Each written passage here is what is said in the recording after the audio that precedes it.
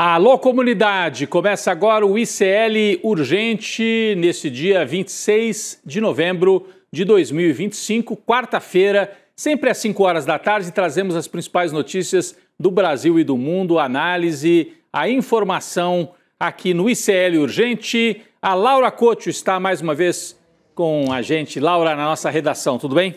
Boa tarde, Rodrigo. Boa tarde para você que está nos assistindo pelos canais do Instituto Conhecimento e Liberta e Eduardo Moreira no YouTube. E muito boa tarde para você que está nos assistindo e nos ouvindo por todos os cantos do Brasil e do mundo. Vamos lá, Rodrigo, hoje o programa está cheio. Vamos embora. Boa tarde para você que mora nesse país em que um general golpista, metido a valentão, agora que foi preso, decidiu alegar que sofre de Alzheimer desde 2018. Nós estamos falando do general Heleno, um dos principais assessores de Jair Bolsonaro, também condenado pelo Supremo Tribunal Federal na trama golpista. Olha, Alzheimer é uma doença muito séria, né? Muitas famílias sofrem com isso, tem entes queridos que sofrem de Alzheimer. O general Heleno, a gente espera que esteja trazendo uma informação correta. Ele está tentando talvez se vitimizar, mas se sofre dessa doença precisa ter todos os cuidados. O que chama a atenção é que ele diz que sofre do Alzheimer desde 2018. Ele já foi nomeado ministro pelo Bolsonaro numa área tão sensível como o Gabinete de Segurança Institucional, sofrendo de Alzheimer? Que irresponsabilidade foi essa? Se é verdade que ele tem o Alzheimer, merece tratamento, cuidado na cadeia. Mas a gente tem que questionar, é mais uma irresponsabilidade do bolsonarismo colocar um general com Alzheimer para ser ministro.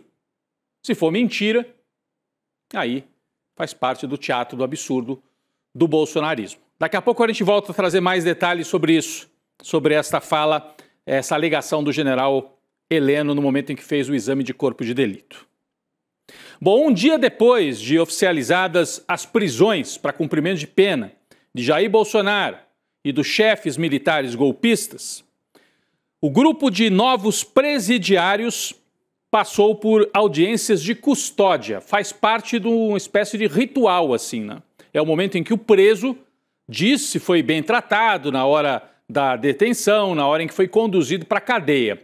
Todo mundo que pega a cadeia passa por isso, audiência de custódia. Aí o juiz pergunta: os policiais o trataram bem, o senhor foi bem tratado? Então, isso aconteceu hoje. Ontem a prisão para começo do cumprimento da pena e hoje as audiências de custódia que aconteceram exatamente nos locais onde os presidiários golpistas começam a cumprir suas penas. Vamos conferir onde é que foram as audiências, né? Então, a gente tem aqui, pela ordem, Almir Garnier, 1h da tarde, na estação Rádio da Marinha, lá em Brasília, né?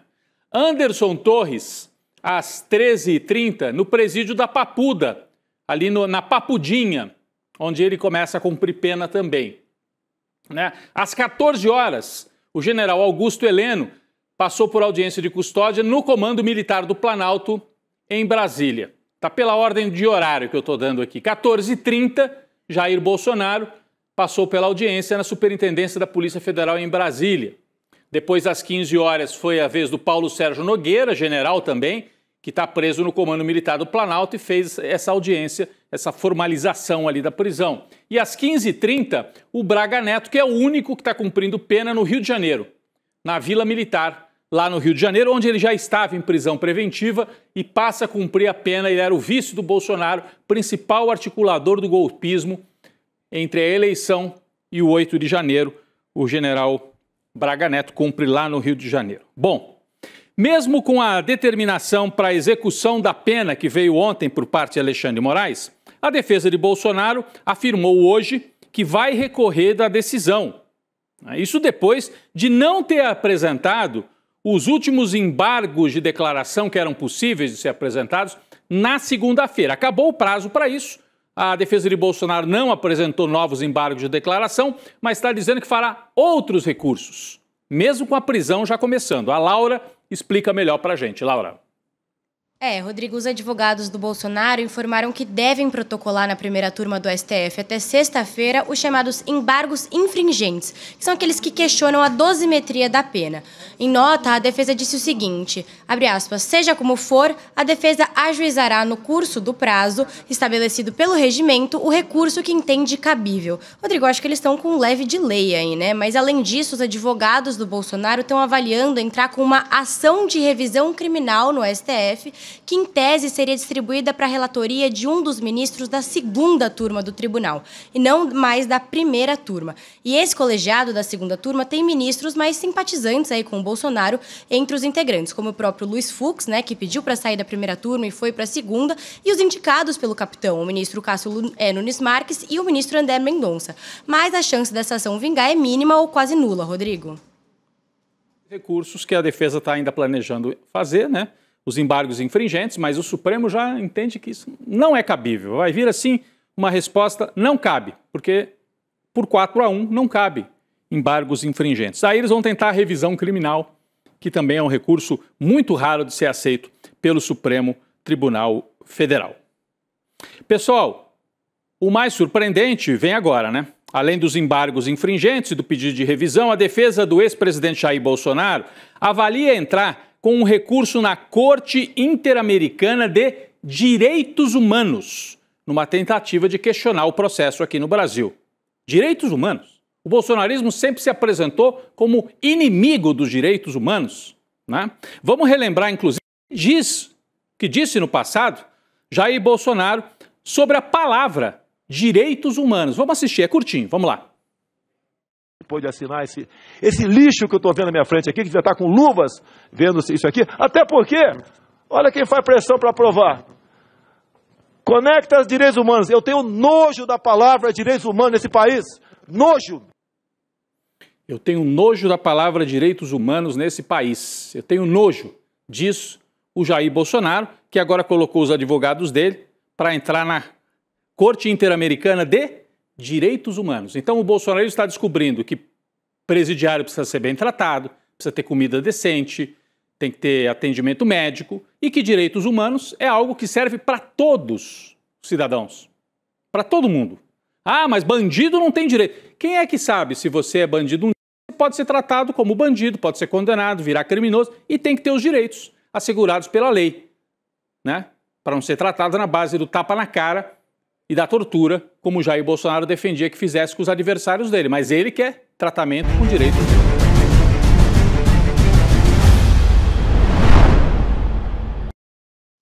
Rodrigo, notícia urgente. Várias pessoas foram baleadas em Washington, perto da Casa Branca, nos Estados Unidos, incluindo 2 integrantes da Guarda Nacional. A Polícia Metropolitana informou que está no local e aconselhou as pessoas a evitarem a área. As circunstâncias do tiroteio ainda não estão claras. Rodrigo, a gente volta com mais atualizações assim que possível. Então, notícia de agora, por isso até interrompemos aqui o ICL Urgente. Obrigado, Laura. Tiroteio agora nos Estados Unidos, a gente tem aqui as imagens. É Washington, né, pessoal? É isso, né? Perto da Casa Branca, Tiroteio agora, perto da Casa Branca. Assim que tivermos mais informações, nós trazemos aqui ao vivo no ICL Urgente. Temos a movimentação de polícia ali nas ruas. A Laura Couto acaba de trazer para a gente. Então, daqui a pouco, assim que tiver mais atualizações, a gente vai trazer ao vivo. Pessoal, falando em atualizações, eu citava o Bolsonaro, essa questão dos direitos humanos. Tem outra notícia de agora, de poucos minutos atrás. O ministro Alexandre de Moraes acabou de intimar a defesa de Jair Bolsonaro para explicar o uso de um celular pelo deputado Nicolas Ferreira durante visita ao ex-presidente. Está aí a fotografia no telão, você lembra disso? Foi a última visita que o Bolsonaro recebeu na casa dele em que cumpria prisão domiciliar. E é visível aqui, ó, o celular usado pelo Nicolas. Será que ele cedeu para o Bolsonaro? Permitiu que o Bolsonaro falasse com alguém? Porque está proibido. Era prisão domiciliar. Então, o Nicolas vai ter que explicar. O deputado foi flagrado usando o celular enquanto falava com Jair no quintal da casa onde ele cumpria prisão domiciliar. O Alexandre de Moraes, né, deu a ordem, intimou a defesa do Bolsonaro para explicar o que aconteceu ali. E provavelmente depois o Nicolas vai ter que se explicar também. O ministro Alexandre de Moraes também autorizou as marmitas do ex-presidente Jair Bolsonaro. O novo presidiário agora pode receber uma alimentação especial enquanto estiver lá na sede da Polícia Federal. Está a manchete aí na tela. A comida deve ser entregue em horário fixo por alguém indicado por Bolsonaro e sob fiscalização da Polícia Federal. O ex-presidente não estava comendo os alimentos fornecidos pela PF, mas sim refeições preparadas pela ex-primeira-dama Michele. Essa entrega diária de refeições começou a incomodar os policiais, então Alexandre Moraes estabeleceu algumas regras. A Laura conta mais pra gente. Rodrigo, a ex-primeira-dama Michele virou oficialmente uma cunhada, né? Que é aquele apelido popular dado às mulheres dos presos. Ela incorporou o papel e está até preparando jumbo, que é essa quentinha, para levar para o marido do Jair na superintendência da APF. Mas isso realmente tem incomodado a Polícia Federal, Rodrigo. A avaliação é de que, como não tem como garantir a procedência e a qualidade dos alimentos da Michele, o ex-presidente pode acabar passando mal e a responsabilidade pode recair sobre a APF, Rodrigo. Mas, em contraponto, o filho mais velho, o Flávio, disse que as quentinhas não são nenhum luxo, mas uma questão de saúde e que o pai Jair Bolsonaro tem medo de ser envenenado na cadeia, Rodrigo. Ele tem medo de ser envenenado, ele acha que tem vozes, escuta dentro da tornozeleira eletrônica, paranoia pouca é bobagem no caso de Bolsonaro. Quem o conhece diz que desde antes de ser presidente ele já lidava no dia a dia com a paranoia. É um sujeito paranoico, o Jair Bolsonaro. Falando nele, quem diz que está bem tranquilão para 2026 é Tarcísio de Freitas, né, que virou governador com apoio do Bolsonaro. Num evento hoje na cidade de São Paulo, o governador, que já usou o bonezinho do Trump, né, gosta de defender o Bolsonaro e atacar o Supremo, negou que esteja ansioso com possível escolha para virar o presidenciável da direita no ano que vem. Tarcísio também afirmou que o projeto da direita pode livrar o Brasil do PT. Vamos acompanhar o Tarcísio durante esse evento com empresários. A gente tem aqui a frase dele transcrita, olha, abre aspas. Esse campo da direita que o pessoal às vezes diz está desorganizado, ele está reconhecendo, o pessoal às vezes diz está desorganizado. Esse campo vai apresentar um projeto para o Brasil e essa turma vai se organizar e apresentar o projeto e esse projeto vai ser vencedor no ano que vem. Não tenha dúvida, nós vamos livrar o Brasil do PT. Ele também disse que quer fazer parte disso tudo como mais um integrante do time. E aí a gente tem uma segunda frase destacada pela nossa equipe do Tarcísio nesse mesmo evento com empresários em São Paulo, que é o ambiente que ele gosta, no meio da turma da grana que quer que ele seja o candidato. Ele diz: eu quero fazer parte do time, não importa a posição em que eu vou jogar. Isso é o mais importante, eu não preciso necessariamente ser um protagonista. Será que já é recado? Do tipo, não contem comigo necessariamente para ser o candidato a presidente? Interessante, né? Essa última frase dele, não preciso ser o protagonista. É isso, vamos acompanhar. Antes disso, Tarcísio afirmou que vai lutar pela anistia de Bolsonaro. Não é nenhuma surpresa ele falar isso, porque ele quer ainda agradar o bolsonarismo. Laura Couto tem mais detalhes. Rodrigo, o governador de São Paulo lembrou que tem padrinho político, né? Depois do trânsito em julgado do Bolsonaro ontem, o Tarcísio defendeu o Jair e afirmou que o ex-presidente está doente e fragilizado. Cadê o histórico de atleta, Rodrigo? Acho que sumiu, né? E não acaba por aí. O Tarcísio afirmou que vai trabalhar tanto pela anistia no Congresso, quanto para que o STF aceite o cumprimento da pena do Jair Bolsonaro em prisão domiciliar. É um amigão mesmo, né? Nem parece que os filhos do Jair odeiam tanto ele. Mas para finalizar aqui, Rodrigo, o governador de São Paulo também disse que confia muito na inocência do ex-presidente Jair Bolsonaro e disse que ele sempre foi uma pessoa que procurou fazer o melhor, Rodrigo. Mas a hora que ele afirma, Laura, quando ele afirma, olha, o Bolsonaro está doente e fragilizado, é uma maneira de enterrar o Bolsonaro politicamente. Está doente e fragilizado, ou seja, acabou para o Bolsonaro.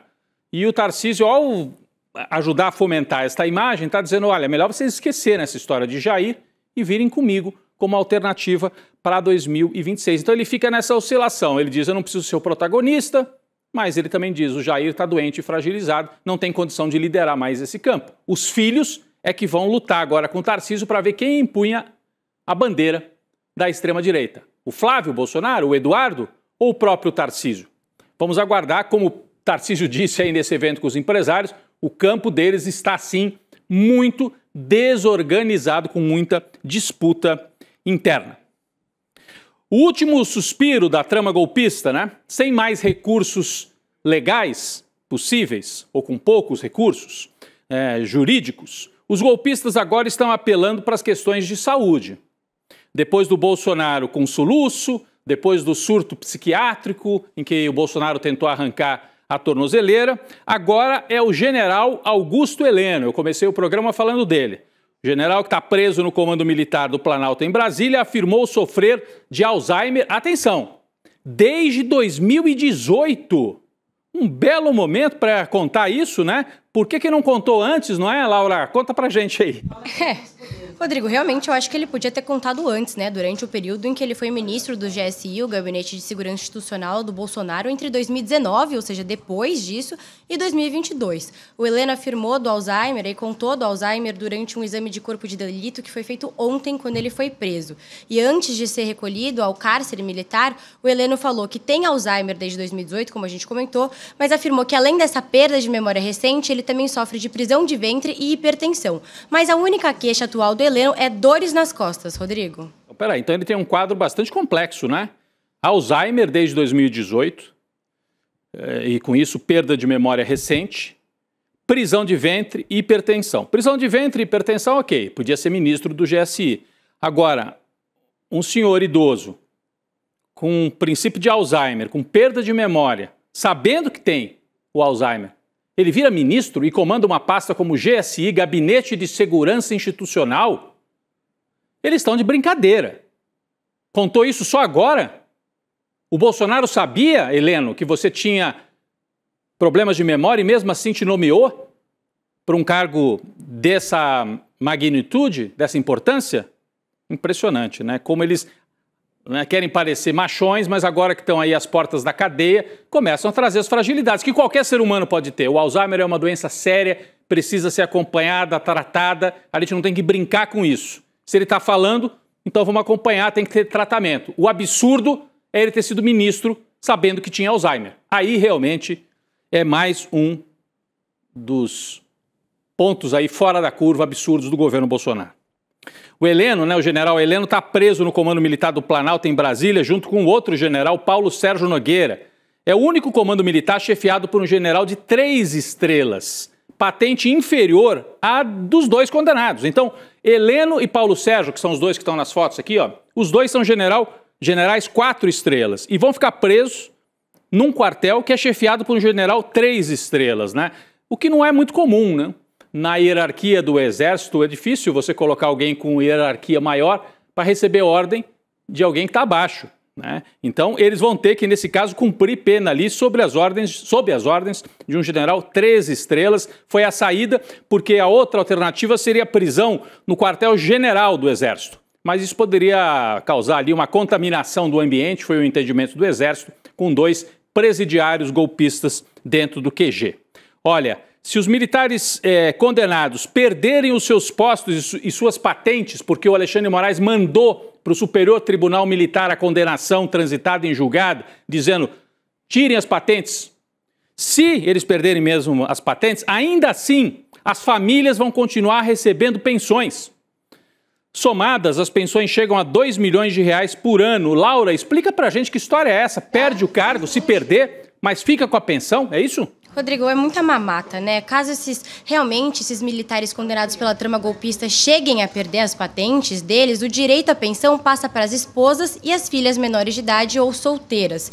Ou seja, muda só o bolso onde esse dinheiro vai cair, Rodrigo. E entre os 5 militares que tiveram as condenações transitadas em julgado ontem, o general Augusto Heleno é o que tem o maior valor de aposentadoria. São R$38 mil por mês. Do outro lado, o capitão Jair Bolsonaro é o que recebe menos, quase R$13 mil por mês. Merreca, né, Rodrigo? E caso ele perca a patente, esse dinheiro vai ser repassado para Michele Bolsonaro, a ex-primeira-dama, ou a filha Laura, de 15 anos. Mas lembrando, isso só diz respeito, Rodrigo, à aposentadoria militar. Por quê? Como ex-deputado, Jair Bolsonaro ainda tem direito a uma remuneração fixa de R$30 mil por mês. É muito dinheiro para pessoas que trabalham contra o Brasil, né, Rodrigo? E no caso do Bolsonaro, além da pensão aí de deputado, ele tem as joias que ele guardou, Pix que a turma mandou para ele, dinheiro vivo que eles gostam de guardar. Falando na família, né, tal pai, tal filho. Ontem Bolsonaro teve o trânsito em julgado, está cumprindo pena, presidiário.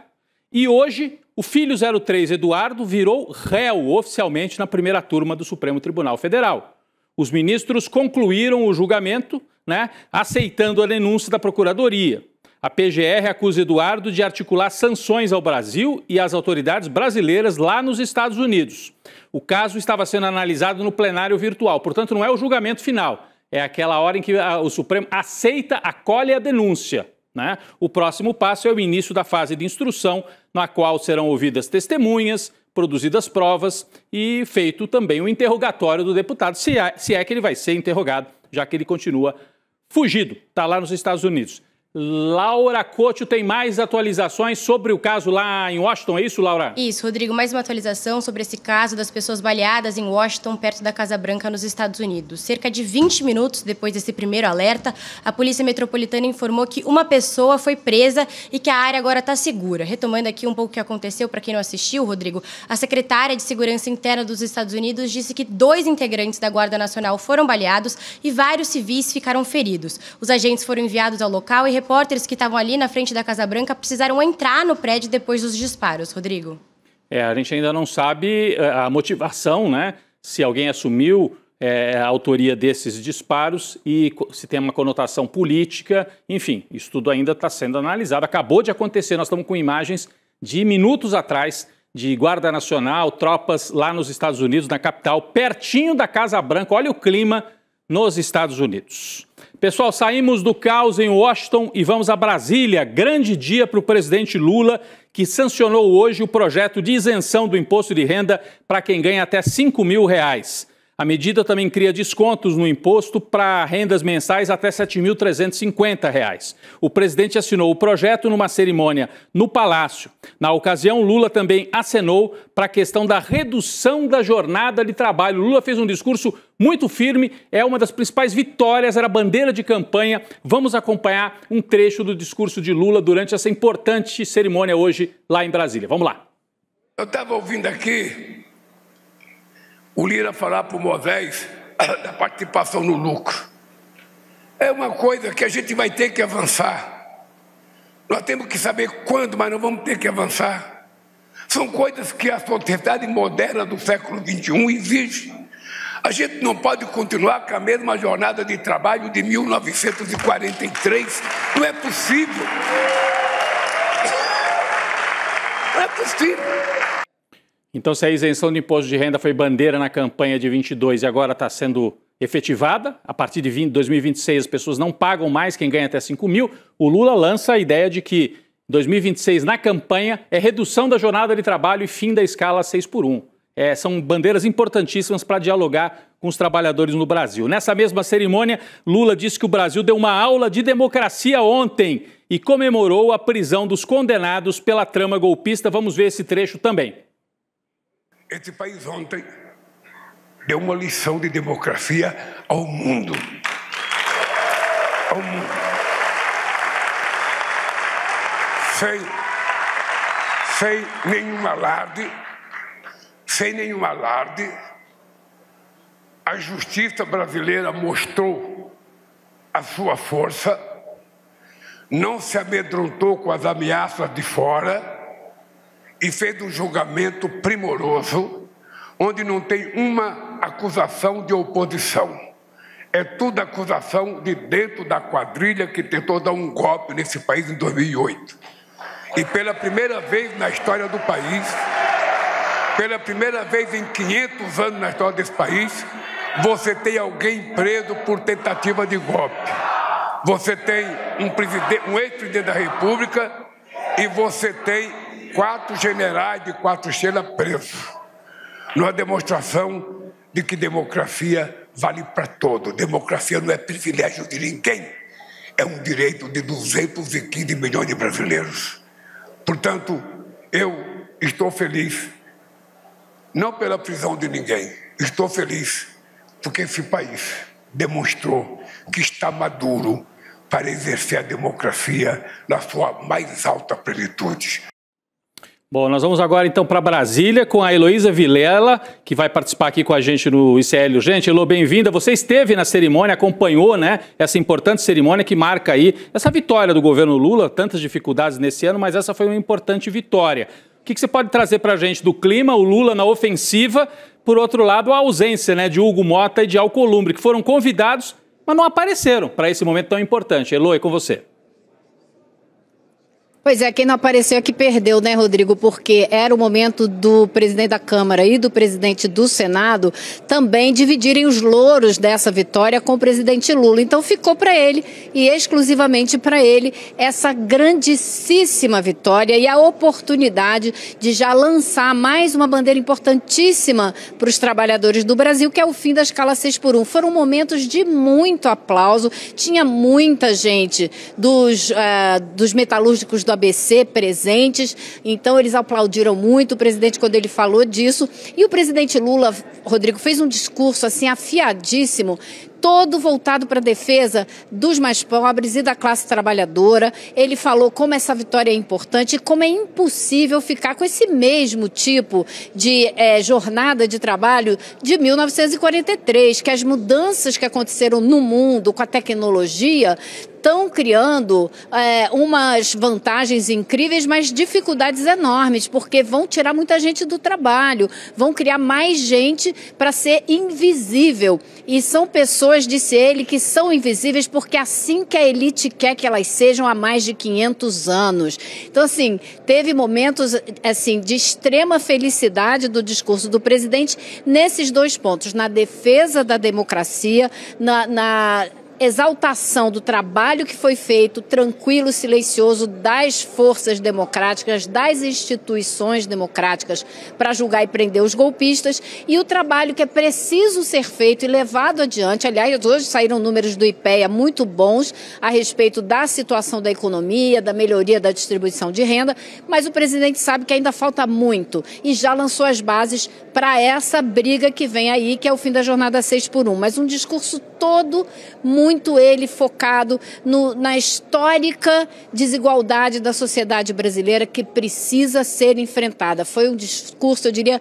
contundente, viu, Rodrigo? Muito bom, Elô. A Heloísa Vilela volta com a gente ao vivo no ICL Notícias, segunda edição, para trazer mais bastidores. O Fernando Haddad também falou nesse evento. E o Renan Calheiros, né? Teve um momento ali de troca de farpas do Renan Calheiros com o Arthur Lira, mas a gente vai guardar esses detalhes para que a Elô possa trazer um pouco mais tarde ao longo do ICL Notícias, segunda edição. Obrigado pela participação aqui ao vivo no ICL Urgente, Heloísa.